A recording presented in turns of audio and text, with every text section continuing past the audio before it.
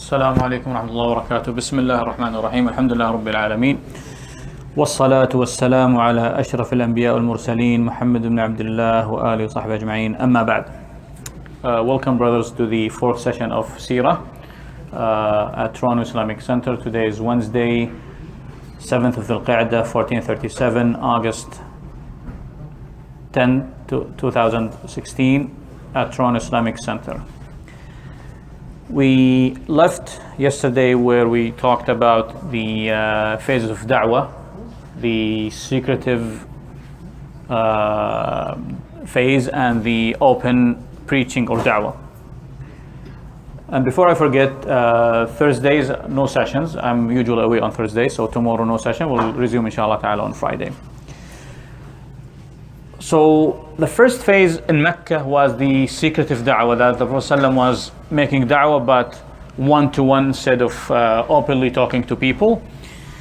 And this happened when Allah Azza wa Jal commanded him, Ya ayyuhal muddathir,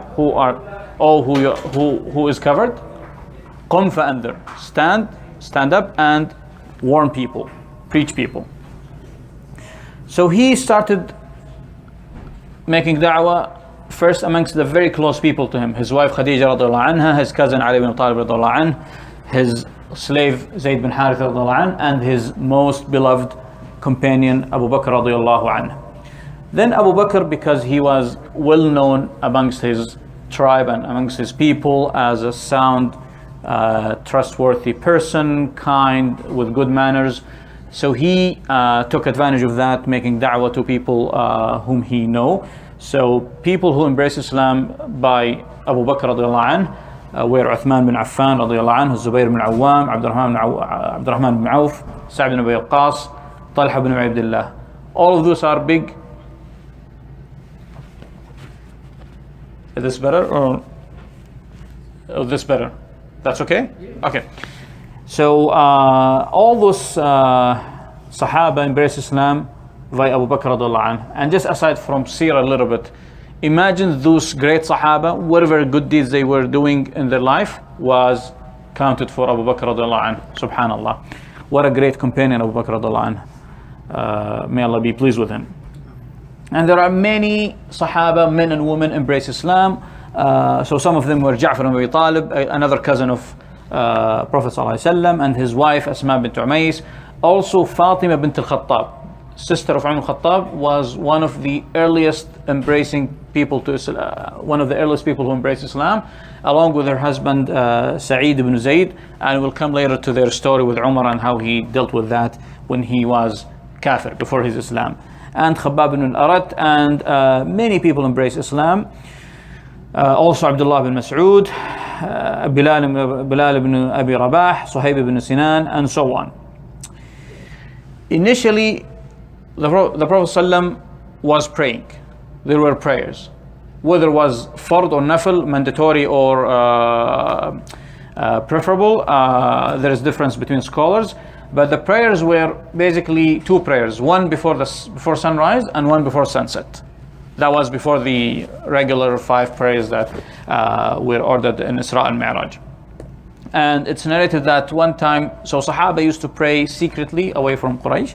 And one time Abu Talib saw the Prophet ﷺ and Ali ibn Talib praying. So he asked them, what are you doing? Then they explained to him that they're praying. He said, okay, continue whatever you're doing. And 3 years lapsed with this secretive phase of secret phase of da'wah.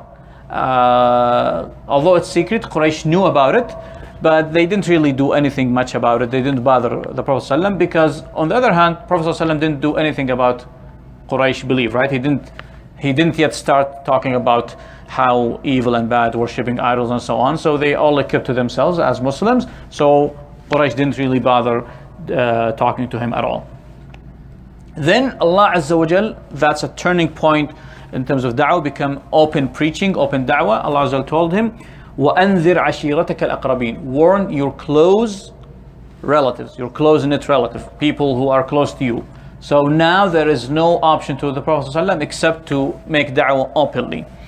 And with that ayah, when the Prophet ﷺ was ordered to make that, he he gathered his close tribe, Bani Hashim, sons of Hashim. That's the immediate tribe to the Prophet ﷺ, where they were like almost 45 men.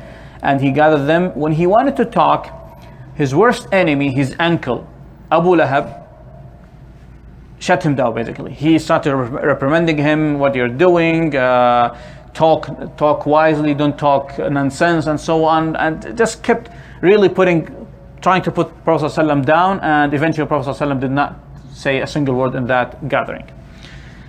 Next time he gathered them and he started talking, praising Allah subhanahu wa ta'ala and witnessing, bearing witness that there is only no God except Allah subhanahu wa ta'ala and that Muhammad is his prophet sallallahu alaihi wasallam. Then he basically told them that I don't lie to you, I'm your messenger to you, I'm the messenger of Allah to you and to all people, and so on. So Abu Talib said, what you are saying is very nice, we do believe you. I will continue preventing anyone from harming you. I'll continue defending you, protecting you, even though my heart, my soul doesn't really like to leave the deen of Abdul Muttalib or the religion of Abdul Muttalib behind. So in other words, he said, I couldn't really leave my religion, but I will provide you with the full protection. And Abu Lahab, as usual, the enemy of Allah and his messenger sallallahu alaihi wasallam, he said, that's really the bad news. Stop Muhammad sallallahu alaihi wasallam from making his da'wah. But Abu Talib said, no way, we will protect him whatsoever. So when the Prophet ﷺ was assured that his uncle Abu Talib will protect him, he went to the As-Safa mountain. You know, in Hajj, in Umrah, we make sa'i, right, between Safa and Marwa. So he went to As-Safa, he went to the highest point of Safa. And he shouted, Ya Sabaha. Now this shouting, in Quraish tradition, it pretty much only happens when there is grave thing happening. Let's say a huge army is fighting or attacking Mecca. So, and someone sees that person will go up and shout this, Ya Sabaha. It's like pretty much like in this nowadays countries when they say the emergency level is the red zone. So that's the red zone for Quraysh. There is a huge thing coming. So when he said that, and he started calling the sub-tribes of Quraysh, Ya Bani Fihr, Ya Bani Adi, Ya Bani Abd Manaf, Ya Bani Abdul Muttalib. He started calling each subgroup of Quraysh, Ya Bani Fulan, Ya Bani Fulan. So when they heard that, they asked themselves, who's calling? Who's making that call? And they were told that this is Muhammad sallallahu alaihi wasallam. So everyone ran to listen to what Muhammad sallallahu alaihi wasallam is saying. And everyone who couldn't go there, he sent someone instead of him to tell him what happened. So when they arrived, and one of them was obviously Abu Lahab. So when they arrived to the Prophet ﷺ, he said, you know what? If I were to tell you that there's an army coming behind the mountain, there's an army behind the mountain is attacking you, would you believe me? They said, of course. Na'am, indeed. We've never seen you lying. We always find you a truthful person. He said, I am warning you from a great or severe torment. I'm like a person who saw an enemy coming and started to warn his people or his tribe so they get ready for that. Then he started he gave him like long speech about worshipping Allah subhanahu wa ta'ala, and basically he made the da'wah very open. After he finished, people left him. There was no really any reaction to that, except Abu Lahab, again the enemy of Allah and his messenger sallallahu alaihi wasallam, said, "Tabbal laka sa'ir al-yawm," perish you all day. Is that what you gathered us for? So then Allah Azza revealed, "Tabbat yada abi lahab wa tab ma aghna anhu malu ma kasab," to the end of the surah of Surah Al-Masad. So that was one of the first times that the Prophet ﷺ made the da'wah very open to all people. Now, and people started to embrace Islam. The season of Hajj was approaching, and Quraysh were really worried about that. Arabs coming from all aspects or all sides of the Arabian Peninsula, they will hear the message of Allah, of the Rasul sallam, they will carry it out with them. They didn't want that to happen. So they said, they made like an advisory council. How can we prevent that? How can we, quote unquote, protect Arabs from listening to the Prophet sallallahu alaihi wasallam? So they came to one of their eldest, called Al-Walid ibn al-Mughira, the father of Khalid ibn Walid radiyallahu anhu. So he said, what do you think? He told them, you guys gotta come up with, you gotta come up with a consensus, one opinion that you all agree on. Instead of everyone comes with an opinion, then you kind of contradict each other.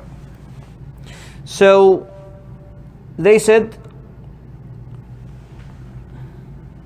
tell us, oh Al-Walid, tell us what you think. He said, no, you say and I will let you know what my thinking is. So they said, we will say that he is Kahin. Kahin is a fortune teller. He said, by Allah, he's not a Kahin. We saw Kohan. We saw how those fortune tellers talk and say, this is not the way that the Prophet ﷺ was talking like at all. So they said, we'll say insane, crazy. He said, no, we've seen insane people and we know how they talk and behave. That's not insanity. They said, well, let's say he's a poet. He said, no, we know every aspect of the poetry. That's not poetry at all. Then they said, magician. And subhanallah, few years ago they said, as-sadiq al-amin, the truthful, the honest, the trustworthy, and now they change their mind. But Allah al-Mustan, it's all about the guidance of Allah subhanahu wa ta'ala, right? They saw the Prophet ﷺ with their eyes. They listened to what he's saying. But yet, they were not granted guidance. So again, they said he's a magician. He said, no, we've seen the magicians and we've seen how they do and they do their magic. This is not a magician way of talking. Then he started to really praise the speech of the Prophet ﷺ. And he said eventually, you know what? Whatever you're gonna describe the speech of the Prophet ﷺ with will not work for you. Either insane or poet, whatever, that doesn't work. Because it's such a wonderful and wise speech. But you know what? And now he became a real devil. He said, you know what? The closest thing is to say that he's a magician. Why? Because he's separating the person from his father and the person from his brother. Pretty much like what magicians do. Obviously, the Prophet ﷺ, when he preached Islam, there's some separation, but not because of magic, it's because of Islam, right? So when someone becomes Muslim and Kafir, then that relationship gets a little bit affected. But he wanted to come up with some explanation, so he came up with that. Then Allah Azza wa Jal talked about him in Surah Al-Mudaththir and long ayats about Al-Walid bin Mughira. So they agreed on that, and when Al-Hajj season came, every person or every tribe or every group of people come of Arabs, they would go and warn them against the Prophet ﷺ. Prophet ﷺ used to go to their places. He went also to their marketplaces, Uqad, Majannah, Dhul Majaz, those where marketplaces were held, like nowadays Dhul Qa'dah. And Abu Lahab will be walking behind him saying, do not believe him, do not obey him, he is apostle, he is liar. Allah musta'an. And in some narration he used even to throw him with stone until the back of his legs got wounded. Allahumma salli wa sallim alayhi. But nevertheless, Arabs listen about some person called Muhammad and listen that he came up with a message. So his issue or his Islam or his religion, the idea that there is a religion or there is a person called himself prophet, spread in the Arabian Peninsula. People heard that and they spread it back to their places where they came from. Now, Quraysh continued to trying to undermine the da'wah. So they used different ways, different methods. One of them is to make sarcasm. and make fun of the Prophet ﷺ. So they called him insane, they called him a liar, magician. They would make fun of his companions who sit with him, and so on. They tried different ways to deflect people from believing the Prophet ﷺ.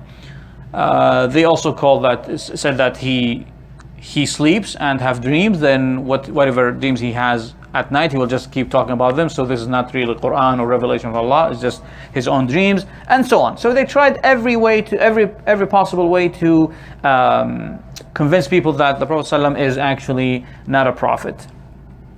One of the devils of Quraish, called An-Nadr bin Harith, he used to go to Al-Hira. Al-Hira is a place that is close to Persian, and he learned some of their talks and stories. So when the Prophet ﷺ talks and remind people of Allah subhanahu wa ta'ala, he would talk after him, and he would talk with whatever he learned from Persian, and he would say, what is good about Prophet ﷺ talk that is much better than my talk, and so on.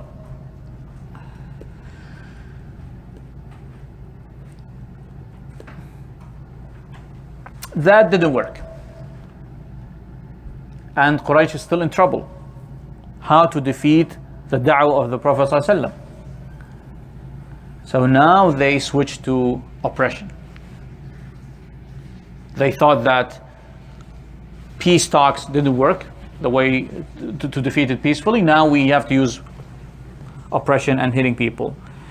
And really, the first people who embraced Islam suffered and faced huge amount of torture and torment in the sake of Allah subhanahu wa ta'ala. Radiyallahu anhum ardahum.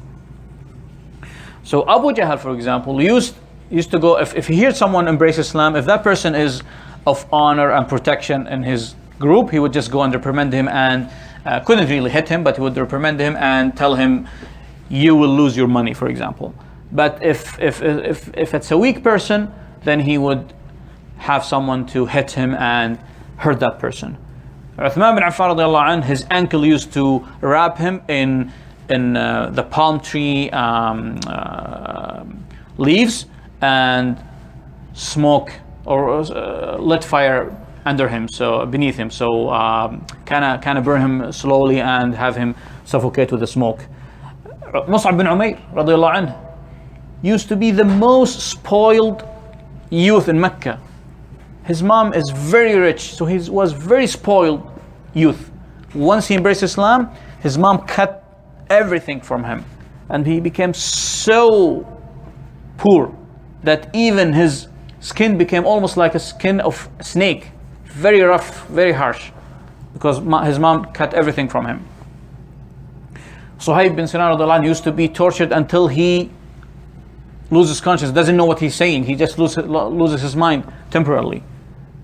Bilal radiallahu anhu was a slave of Umayyah bin Khalaf, and Umayyah would used to to wrap a rope around his neck and give this rope to kids of Quraysh, and they used to drag him across Mecca. And all what he says, radiallahu anhu ardah, ahadun ahad. He used to hit him by a stick and let him sit under the heat of the sun. And every one of you went to Mecca in the summer, either for Umrah Hajj, you know how hot is the sun of Mecca. Not only that, he used to wait until it's really hot in the afternoon and have him lie down on his back on the ground and bring a huge stone, put it on his chest. And he would say, by Allah, you will stay like this until you die, or disbelieve in Muhammad sallallahu alaihi wasallam, or say something and disbelieve in Prophet sallallahu alaihi wasallam and worship Allat wal Uzza, the two idols. But Bilal radiallahu anhu would say, continue saying, ahadun ahad. And he says, Bilal, had I known a word that made you guys even more angry and disappointed than ahadun ahad, I would have said that. Radiallahu anhu ardah. Look what iman, what strong iman and faith he had in his heart. Bilal radiallahu anhu ardah.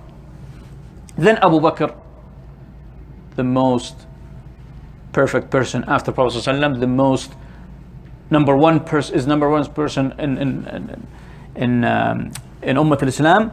He saw Bilal radiallahu anhu, so he bought him. He bought Bilal and freed him for the sake of Allah subhanahu wa ta'ala. Radiallahu anhu arda. As well, Ammar bin Yasir used to be himself, his father, and his mom, Sumayb al-Khayyat, used to be tortured a lot.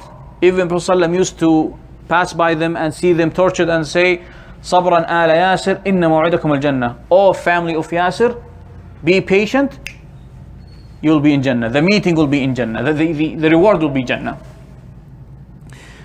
And Abu Jahl, the enemy of Allah and His Messenger ﷺ, the tyrant, he took a rumh. Rumh is like a long piece of spear.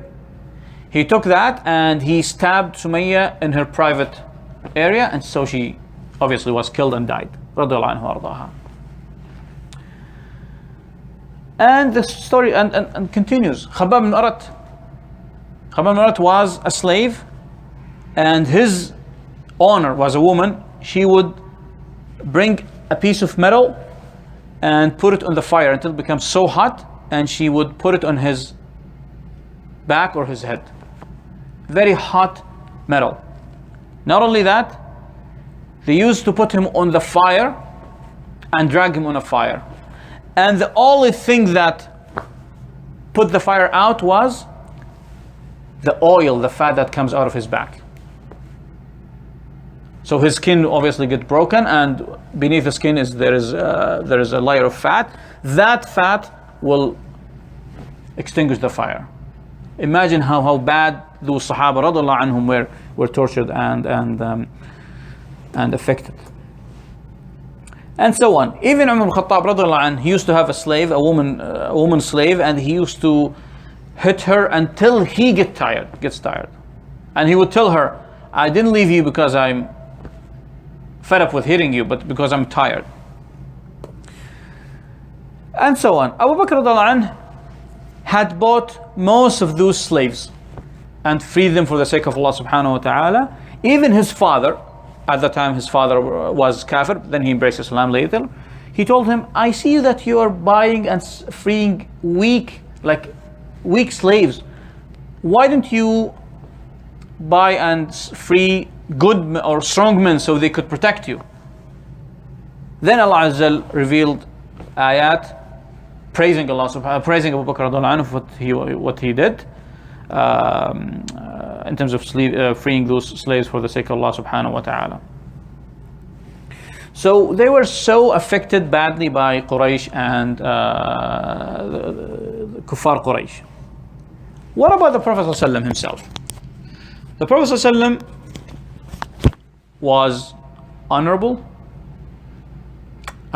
People really afraid of attacking him because of his personality and his status. So really he was not attacked directly, except by some nonsense people. They could attack him every now and then, especially that he is under the protection of Abu Talib. So Kuffar of Quraysh were really worried and afraid of attacking the Prophet ﷺ.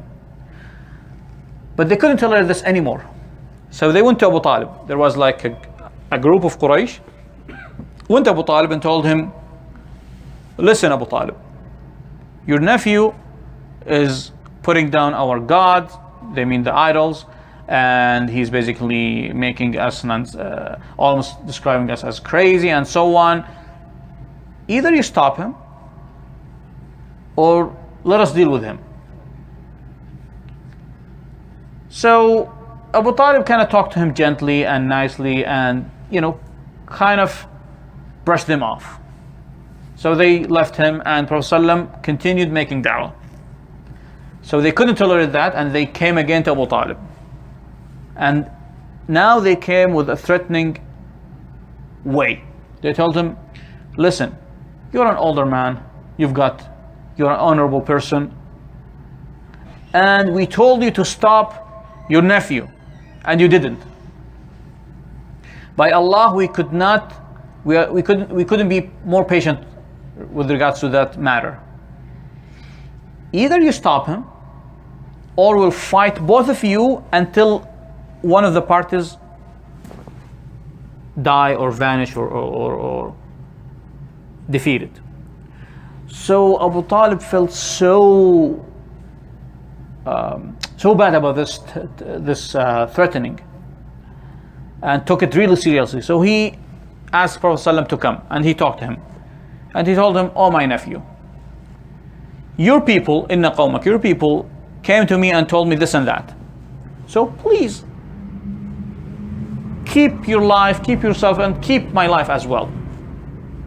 And do not have me, or do not obligate me to take on something that I can't tolerate." So the Prophet ﷺ thought that his uncle Abu Talib gave up and will not protect him anymore. So he told him, "My uncle, by Allah, if they were to put the sun on my right and the moon on my left, to leave or to stop making da'wah, I will not leave it until I die." And he cried and left. So Abu Talib called him, "Come back," and told him, "My nephew, go. Say whatever you want. By Allah, I will never let you down." So that was another affirmation by Abu Talib that he is protecting the Prophet ﷺ. So then Abu Talib, then Quraysh came again to Abu Talib and talked to him. They wanted now to try another trick. They brought a youth or a young man called Imara ibn Walid ibn al-Mughira.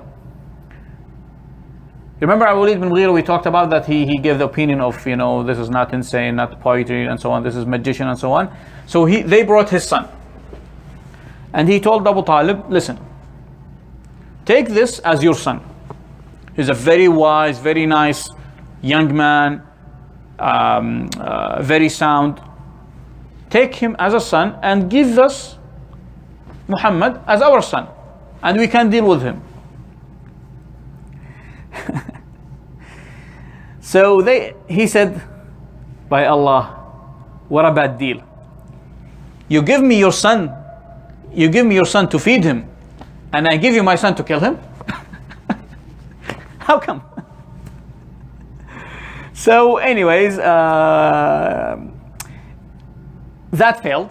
That discussion failed. So Quraysh was left with only option they were avoiding for a bit, but they felt that this is the only way to go, is directly attacking the Prophet ﷺ.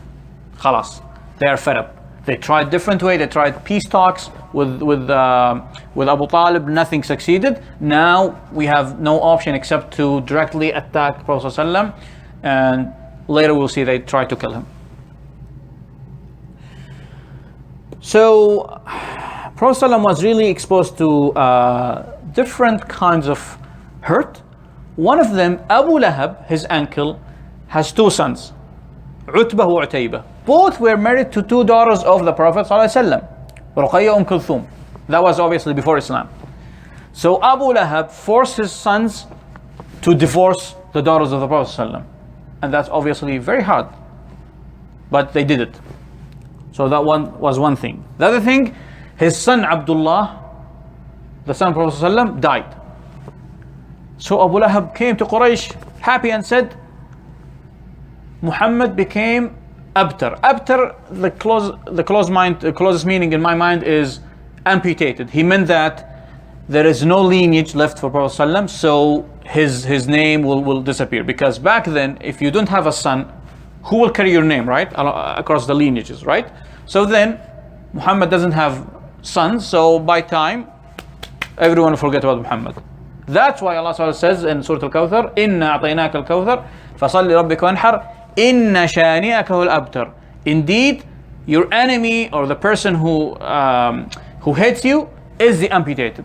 And as we see, Alhamdulillah, we are now in Toronto, thousands of kilometers away from Mecca, and we still say Muhammad sallallahu alaihi wasallam. We still make adhan 5 times, and everywhere on the planet, the name of Muhammad sallallahu is known. Allahumma salli wa sallam alayhi. Not only Abu Lahab, his wife even used to be one of the worst enemies of Prophet sallallahu. She used to put thorns on his way and at his door, and she would talk badly about him. And one time when Allah Azza wa Jal revealed Surah Al-Masad, which talks about Abu Lahab but also about his wife, she came to Al-Haram and came to Kaaba. Abu Bakr radhiyallahu anhu was sitting with the Prophet sallallahu, and she had large stone, wanted to throw it on the Prophet sallallahu, but subhanallah, Allah has taken her vision from seeing the Prophet sallallahu. So she couldn't see him. She would see Abu Bakr, but she wouldn't see Prophet sallallahu, who's sitting beside Abu Bakr. And she said, "Oh Abu Bakr, what is your friend?" Because she wanted to throw that on the Prophet sallallahu. "I heard that he is saying things, bad poetry about me. By Allah, if I find him, I will hit him by that stone."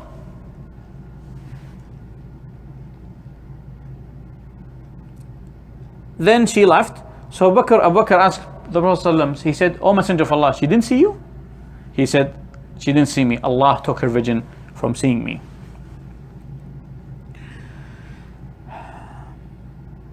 So that continued, and one of the bad things, they used to take the belly of sheeps and put it on him while he was making sujood, put it on his the place where he cooked his food, and so on.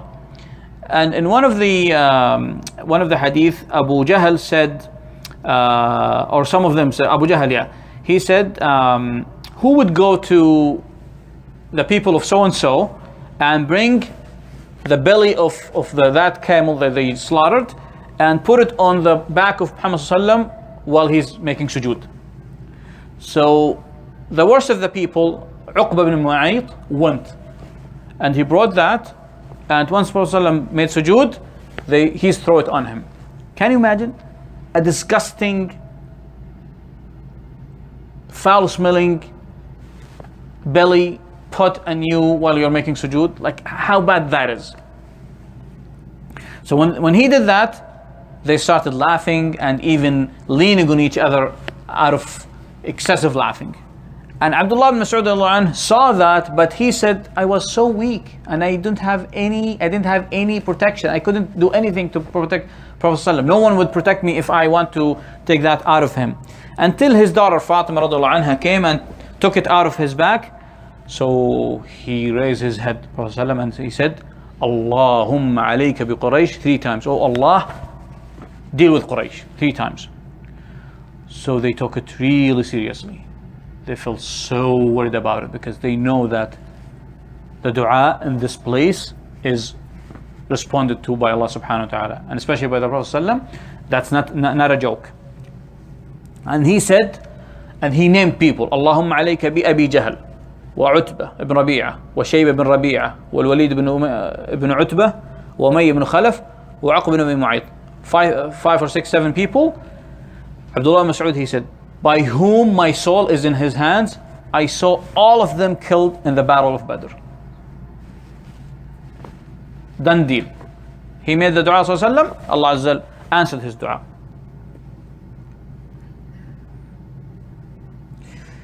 One of the stories, Abu Jahl came one time to Quraish, and this is a story in Sahih Muslim. And he said, "Muhammad is still smearing his face on the sand." Now this is a derogatory way of talking about sujood. Instead of making sujood, he said he's still smearing his face on the sand.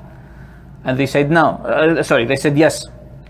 So he said, "By Allat wal Uzza, if I see him, I will step on his neck and will smear his face on the sand."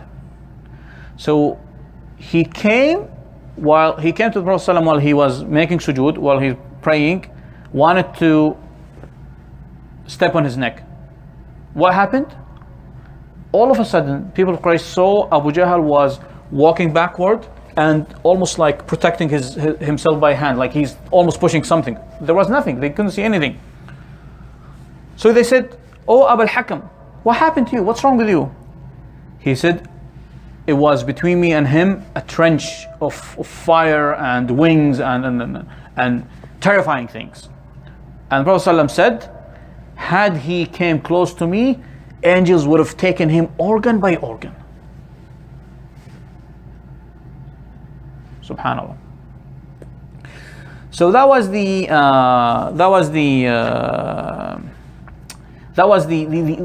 kind of hurt and annoyance that Prophet ﷺ was exposed to. We will stop here, and we'll talk later about, inshallah ta'ala, in a future session, about two things Prophet ﷺ did. The first thing was choosing the house of Al-Arqam al-Arqam, so they could meet there, almost like an Islamic center, so he could convey da'wah and so on. And the other thing was the emigration of Muslims to Abyssinia or Ethiopia, Al-Habasha. We'll talk about that later, inshallah ta'ala. Wassalamu alaikum wa rahmatullahi wa barakatuh.